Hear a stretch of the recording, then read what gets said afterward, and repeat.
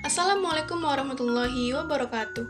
Halo semua, di video kali ini saya akan membahas tentang perkembangan anak sekolah dasar dengan dosen pengampu Ibu Dr. Melisa Nur Asima Sidabutar SPD MPD. Sebelumnya, tahukah kamu ada 5 jenis loh perkembangan bagi anak SD? Yuk kita simak bersama. Yang pertama ada perkembangan fisik. Perkembangan fisik adalah pertumbuhan tubuh, otak, dan perubahan fisik serta stabilitas dalam kapasitas sensorik, keterampilan motorik, dan kesehatan. Pada usia 5-6 tahun, anak telah mampu mengkoordinasikan gerakan visual motorik seperti koordinasi gerakan mata dengan lengan yang dapat dilihat ketika menulis atau menggambar. Pada usia 7-8 tahun, di usia ini mereka dapat berbicara dengan kosakata yang lebih banyak dan dapat melakukan gerakan yang rumit seperti menari ataupun berolahraga. Pada usia 9-10 tahun, mereka memiliki kemampuan menulis dan membaca dengan terampil dan akan mampu mengekspresikan diri dengan menggunakan kosakata dan ide yang kompleks. Pada usia 11-12 tahun, yang banyak dialami pada usia ini adalah pubertas. Pada anak laki akan mengalami perubahan suara, pertumbuhan rambut di area wajah, dan lain-lain. Pada anak perempuan akan mengalami pertumbuhan tinggi badan, pertumbuhan payudara, pertumbuhan rambut di area tertentu, dan menstruasi.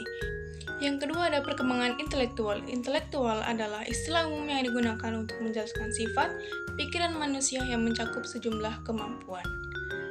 Pada anak usia 5-6 tahun, anak-anak mempelajari kosakata baru dan mulai berbicara dengan kalimat yang lebih kompleks. Dan pada usia 7-8 tahun, mereka sering mengajukan pendapat yang unik terhadap sebuah kejadian atau sesuatu yang baru dialami. Selanjutnya, pada usia 9-10 tahun. Pada anak usia ini, anak-anak mulai mengembangkan minat khusus yang merupakan sumber motivasi.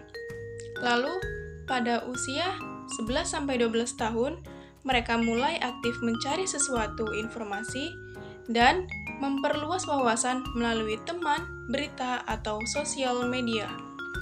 Yang ketiga adalah perkembangan emosional, di mana anak belajar beradaptasi untuk memahami situasi dan emosi. Pada usia 5-6 tahun, anak usia ini mampu sabar menunggu giliran, baik saat bermain dalam kelas maupun di luar kelas.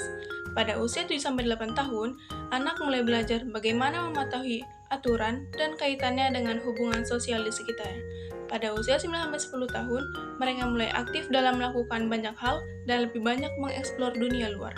Pada usia 11-12 tahun, mereka lebih sering membandingkan dirinya dengan orang lain.